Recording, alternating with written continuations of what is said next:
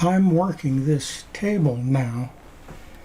It's a small table, a butterfly table that was original was built about 1790, so it's an early design, but it has its complexities. There are a number of angles involved, and also these wings that rotate to hold the leaves of the table. So there's a number of difficulties in making something like this. Now, looking at an internal view here, you can see that I've included quite a number of center lines. For example, in these legs, you can see the center lines. In the wing here, in the wing, there's a center line on that rotation center. And then there's a block here that has a socket for this dowel connection here from the wing. That's at an angle. These center lines of the block and the wing must coincide very carefully in the construction. Now I didn't show just a straight line here. I like to show a different style of line for the center lines. There are some dashes with dots, and here are some dashed lines. They just show from where this leg is pulled free from the connections back here. Here's some other dashed lines. So there's a way in SketchUp to create different styles of lines. It's quite easy to use, and on a piece like this, I think it's very helpful. So let me move to the leg view here, and again you can see the center line. If I turn on back edges, so back edges are up here somewhere, and you can see that that center line goes all the way through the leg. That's very helpful. This is a turning, so of course the center line is important. When I make a template of these legs, I use that center line to cut because I use a half a template up against the lathe in the lathe to help with the turning. Now these are the two types of lines that I've been using here. Here's the center line, and here's a dotted line, or a dashed line. There's other styles available. Let me show you how I work these things. So when you make a line, there's just the regular line, but if I click on that line, then I can go over here to the default tray, and here's the tags section. Let me open that up, the tags section, and you can see here that there's a center line and a dashed line with these two formats here. So there's a tag called center line and a tag called dash line. So when I click on this line, I can go up to my tags here. There's the listing, and I can pick out the center line. Bang.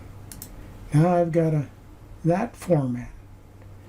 And then I've also got a dashed line in here.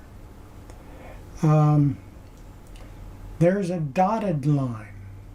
So how did I make these different styles? You go over here on the default tray and you can click on plus here, and that allows me to set up a new tag, and call this a new style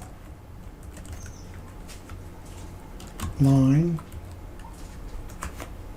and then I click over here under the dashes column, and it shows me all the options for these lines.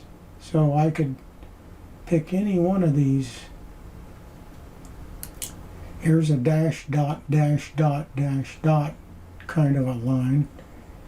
Now I've got that new tag. So if I draw a line here and select it, go up here, and here's a new style line. Click on that and I get my dash dot dash dot.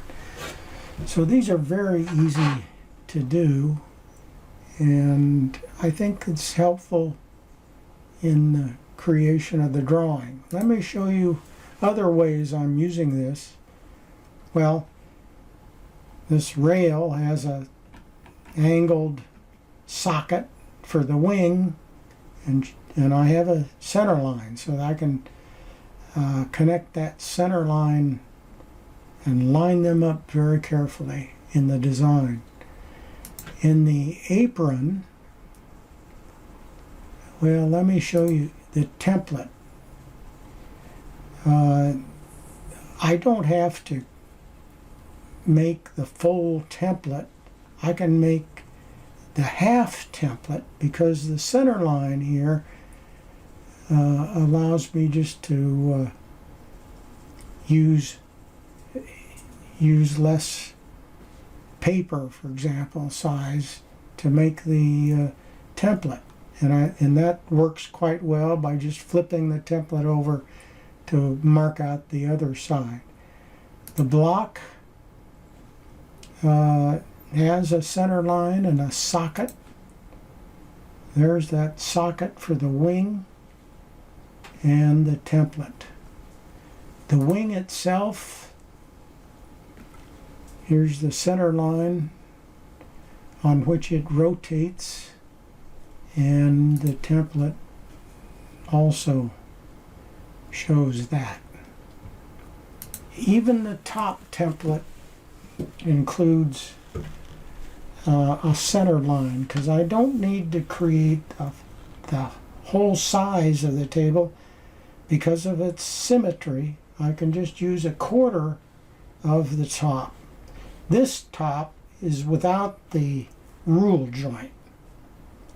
So I can just make this one corner here and mark out the whole full size of the top. And then for the alternate top with the rule joint, I also can make smaller templates. This part for 1/4 of the fixed part of the top, and this half of the hinged part of the top. So there are all these different ways of using these lines. In the rule joint, there's an important center line location, and I've got that center line identified for the hinges and these leaves to work very accurately. So it's very easy to use these different styles in SketchUp.